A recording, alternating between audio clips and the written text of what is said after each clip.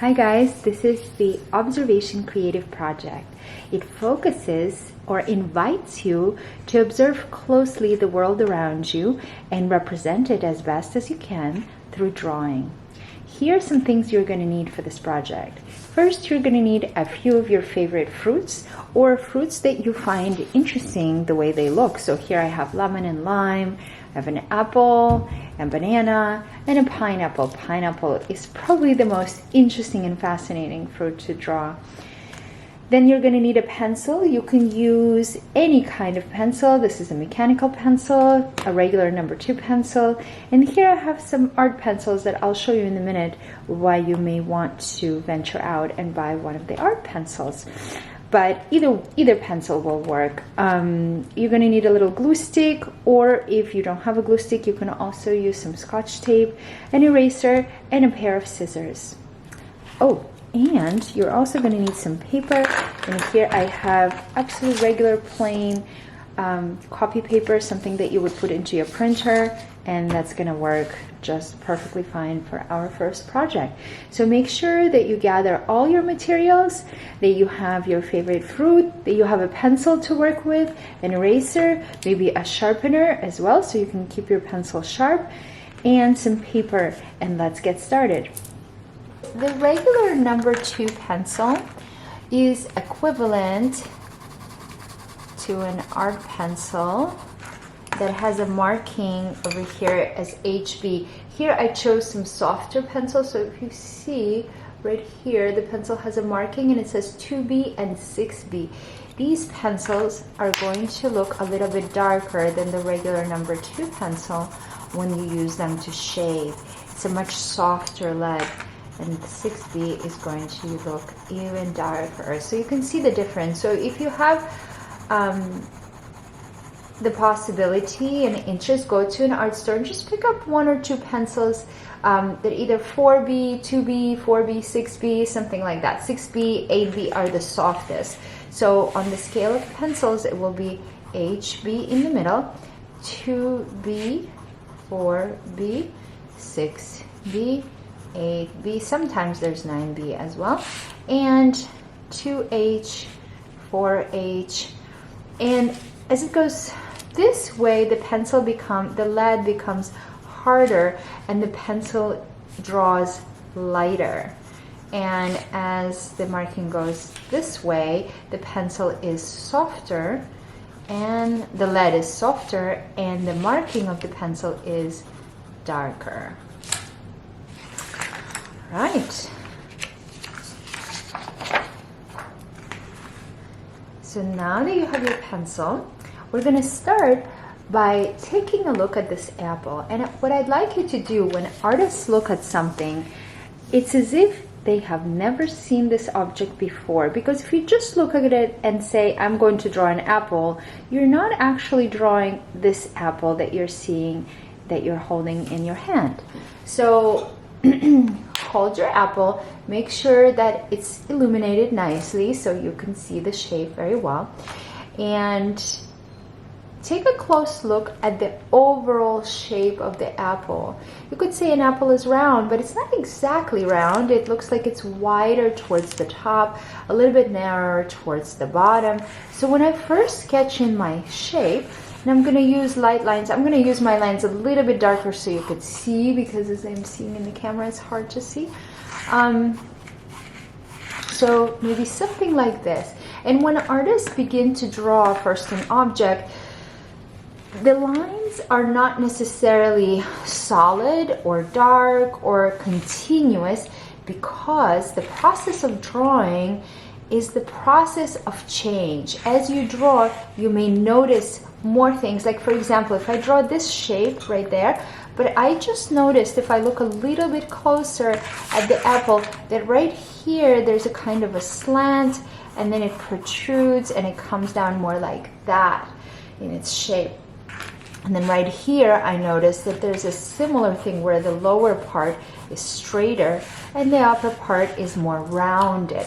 So as artists draw, as you're going to draw, don't be afraid to make changes. That's why you need a little eraser.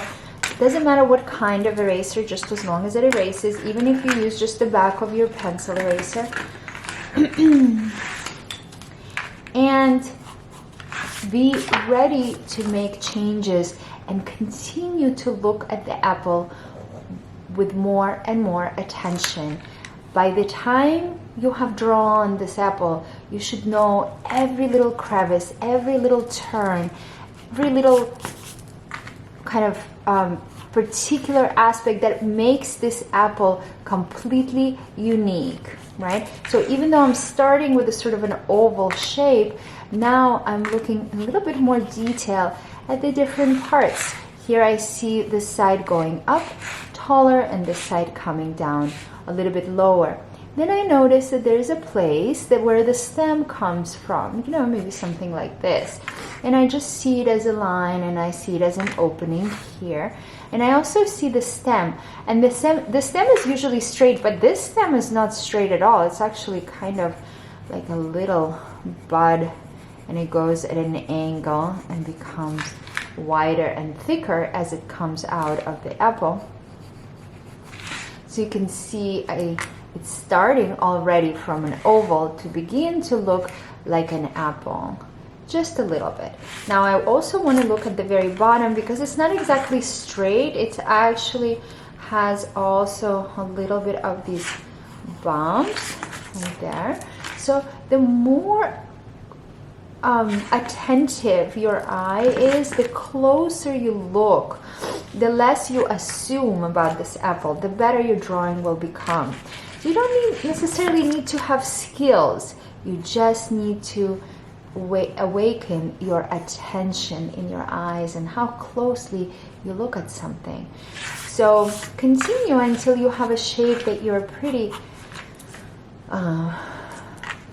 satisfied, or that, not really that you're satisfied, but you cannot observe any more adjustments that need to be made, or any changes that need to be made. And once you come to that place, I want to share with you a little bit about shading, because shading is what artists use in drawing to make something that looks so two-dimensional and flat on a piece of paper to appear as if it is jumping out at us, as if it is real, three-dimensional, something that we can almost touch with our hands. And to transform it from this place to that three-dimensional illusion, that kind of idea that this apple might be real, that you can reach out and touch, all you need is to bring in a sense of light. And to bring in a sense of light into your drawing, you're going to explore the shadows of this apple. So if you look, and to create the shadows, we're going to use these repetitive marks very lightly. There's no pressure needed. You just kind of stay in one place, go slowly, and let your marks be close together instead of something like this. You don't want to do that, right? That's kind of rushed. And also you can layer those marks to make deeper shadows, either by cross hatching. This is called cross hatching, when you're changing the direction of your lines, or even just layering lines in the same direction. Sometimes artists use their lines in the direction of the shape of the apple, like for example here, shading in a certain direction, different direction here. What we're going to do is begin shading this apple and shading the shadows. What I noticed, because I have a window on the right, is that I have a lot of lights on the right side of the apple and deeper shadows on the left. It's not as apparent in the camera for some reason, but that's sort of how I'm going to shade it. You observe your own apple, of course, in your own setting. What I notice also is that there is a darkness and a shadow that comes into that part of the apple that goes inside. And you can see I'm just using small marks. And again, what I'd like you to focus on, to put your attention on, is just observing the apple. Where do you see the shadows? Just put them down. Just let your pencil move in these repetitive forms, just putting down some marks very lightly. You can see, you can build these shadows gradually. You don't have to put them all really dark right away. So I'm starting very light, and remember that it's going to take time to fill the whole apple, so don't rush. You could also make your drawing a little bit smaller, not as large as I made it. I'm making it big so that it's easier for you to see. But in your own drawing, your drawing doesn't have to be big for you to observe closely, for you to become aware of how powerful your observation is. You know, when we do our things in the world, sometimes we're influenced by other things as to what to look at or what to give our attention to. And that which we give our attention to becomes powerful in our lives. We can actually kind of transform our reality by changing or shifting our attention. And an artist's eye, the way the artist looks at the world, is this kind of active, very powerful way of observing the world, of choosing what to look at, and also of making that, of bringing that to life in the drawing. So kind of in a way of making it very powerful. So whatever it is that an artist's attention falls on, they bring it to life and they make it very powerful and seen, observed. So because I'm talking and I'm shading, it looks to me like I missed some areas of these highlights. So don't be shy to use your eraser, whether you use the eraser from the back of the pencil or you use my eraser from the back of the pencil is not very good, or you use a separate eraser. But you can always, my eraser from the pencil just kind of ruined the drawing a bit by putting an unerasable mark, but that's okay. I'm going to incorporate it into my drawing by just kind of hiding it with some more shadows and moving this highlight a little bit lower. Just remember, you're always in charge of the drawing. As an artist, it's really up to you what your drawing looks like, or what you include or not include in your drawing. So you continue shading, and you can see with this pencil I can only get so dark. If I wanted to get darker, I really have to press. It can get a little bit darker, but I have to really press on my pencil, or I can use my art pencil, just like I pointed out before, to get some values that are darker. So for example, the stem is quite dark, although it has a little bit of a highlight. So these areas of light that are the lightest are called highlights, and obviously the darker areas are called shadows.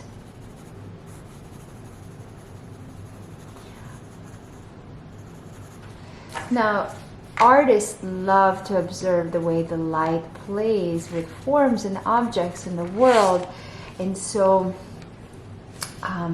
they have different names for the shadows and as well as the light. So these are called highlights, but if I get into this part of the apple, there's also some light there, but it's not a highlight, it's actually a reflected light, a light that's being reflected from the white paper onto the apple, like the light coming from the window, hitting the paper and reflecting onto the apple.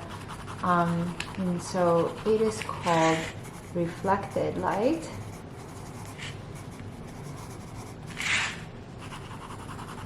There is also terms such as half shadow, right? Which is the transition that allows for the apple to appear rounded. If you only made the shadow and light, it would look like it's just broken and too harsh. So you want to create the transitions where some parts of the apple are lighter and some parts darker, and it's a gradual transition. And that's why I like to build it from light to dark. So I first lay down a value that's maybe a little bit lighter than I'm imagining I would ultimately turn it into a darker one.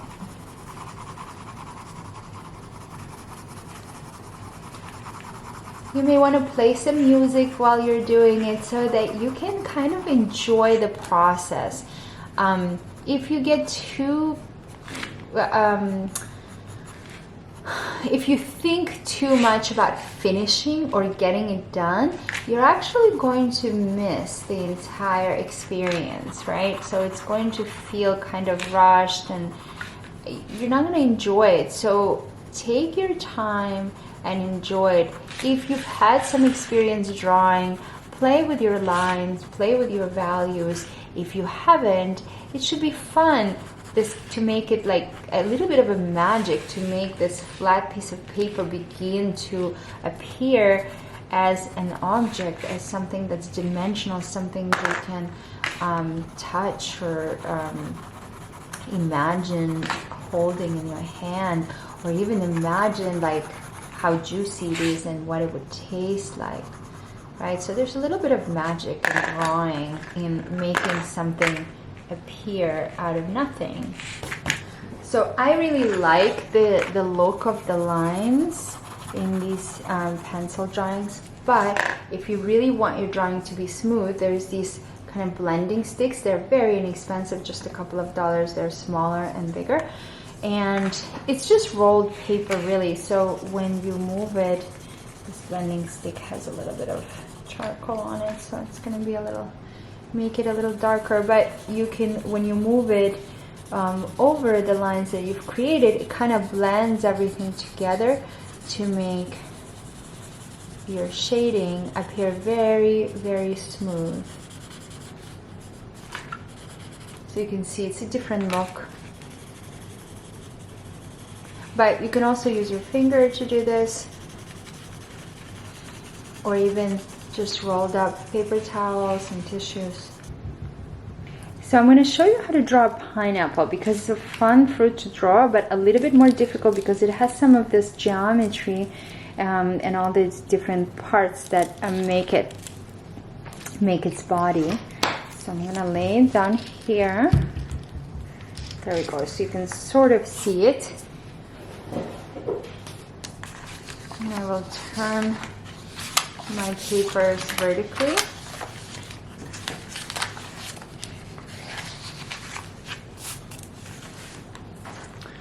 And again, you can begin by drawing the general overall shape of the pineapple, which is kind of like an oval.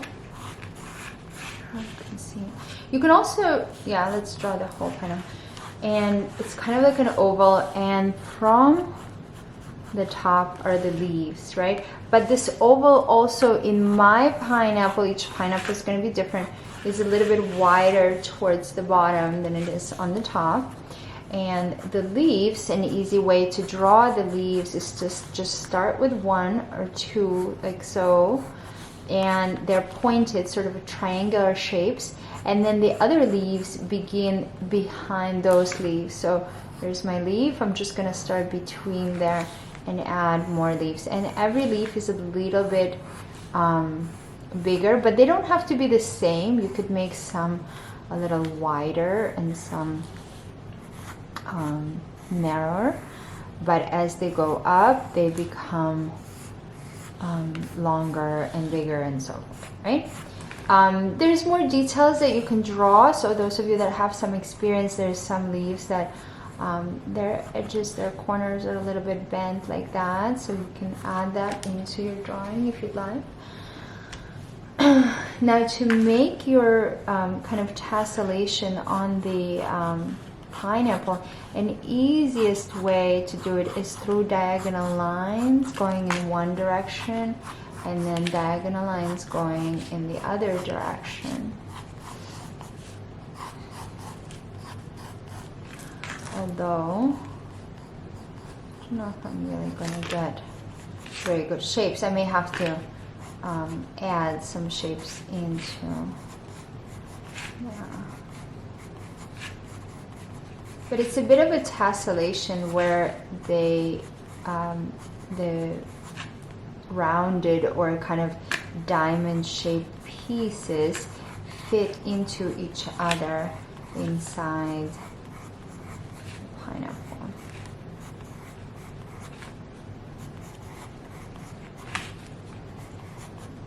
Now I want you to remember that drawing is not so much about perfection as about being connected to what it is you're drawing, and again really paying attention to what it is that you're seeing. So I noticed that some of the pieces are larger in the middle and a little bit smaller as the pineapple turns away from me, right? Now each one of these pieces is a little bit like a star. It has this part that comes up in the center like this. So each one will need that. So as I said, pineapple is a little bit more difficult than an apple because it has so many different parts, but it's so interesting to draw it because there's so much to observe. So they're like little stars inside these shapes. But notice I didn't start by drawing the stars. I first sketched in the spaces inside which the stars like protrude like this. So I divided the pineapple into those sections first, and now I'm adding the stars, and I'm still adding them kind of sketchy. I'm gonna go back and refine each one, and also I'm gonna go back and refine these connections between the different shapes. So it does take a little bit of time,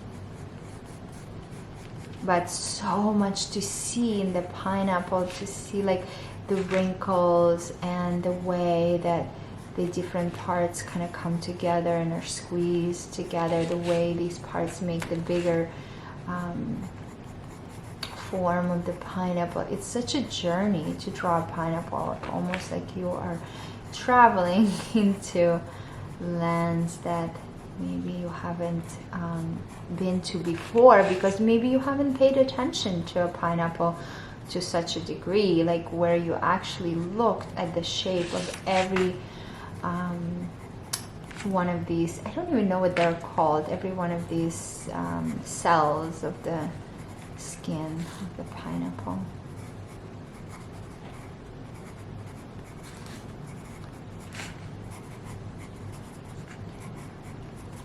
In a way, when you explore the world through drawing, it's as if you're exploring it like new, as if you haven't seen it before, as if you haven't experienced it before, because you never had the need to see it in such detail or with this kind of attention, with this degree of attention. So here I'm also bringing some of these pointed parts to the outer edges of the pineapple, because it isn't smooth on the edges. It has these pointed parts that come out from each of the stars. And I will show you how to shade these sections so they are actually the darkest towards the ends, towards the edges, because that's where they are squeezed together. And if you notice, I'm making those connections not straight. You can keep them straight if you want to kind of simplify your drawing a little bit, and you'll still get a really good pineapple. But if you want to get in more details, then these connections, like the edges of those circles, they're not straight. They're actually kind of jaggedy a little bit, because that's where the piece is kind of like squished together, meshed together.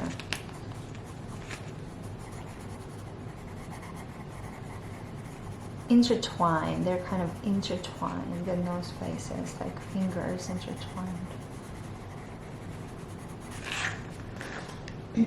So you can see this by shading it, it brings out the individual sections, and also I'm bringing a little bit of a shadow to the form that makes that star pop out.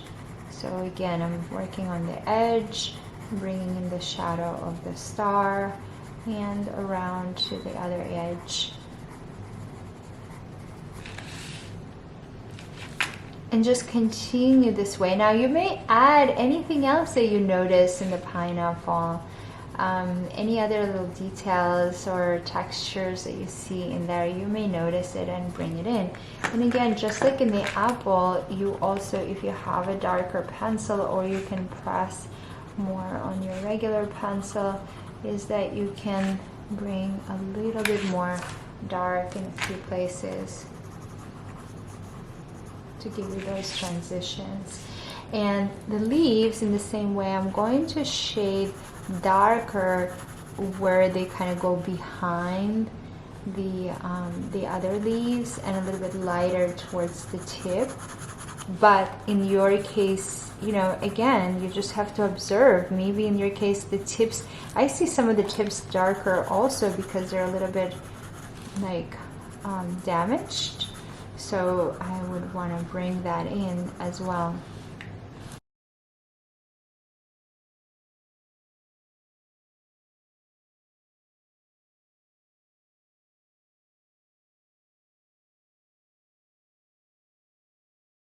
The focus of this project is not for you to make a perfect drawing of pineapple or any fruit.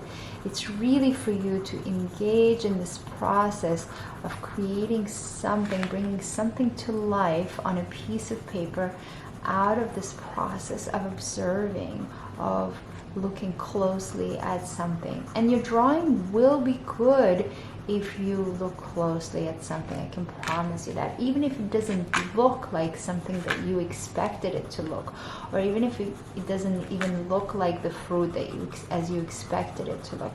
So just be open to that and just trust in this process of looking closely and following the shadows and following the light and allowing your pencil to move in these repetitive ways, creating shadows, creating lights, creating dimension and the illusion of reality on this paper.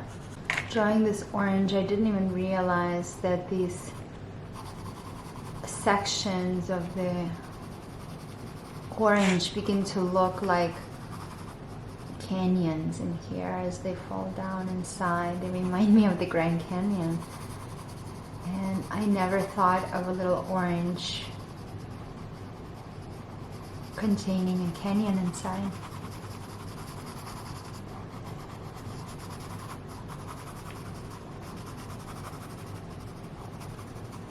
Now that you have drawn your fruits, you can draw 3 to 5 fruits. We're going to cut them out.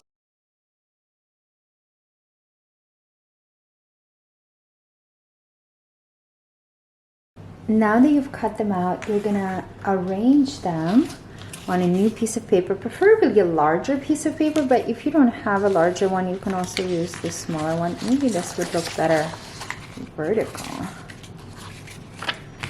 And you can play with it to find a composition that you like. So you can move the fruits around in front. However you find it's best if you use what's called overlapping, allowing one fruit to be in front of the other. You can see how this orange overlaps the apple and the apple overlaps the pineapple, or you can put them on either side of the pineapple. You decide what looks good. Also has to do with the size of your fruit, what looks more believable. But it's really up to you. I think I'm just going to put it like this. And once you have the composition is the way artists arrange things on the paper. Again, if you have a bigger piece of paper, you can put them apart. or a little bit further away, or if you have more fruits, then you have more an opportunity to play with it more. And then once you have that down, you're going to attach them to the paper. Of course, starting with the one in the back and then making your way forward so that you can overlap them.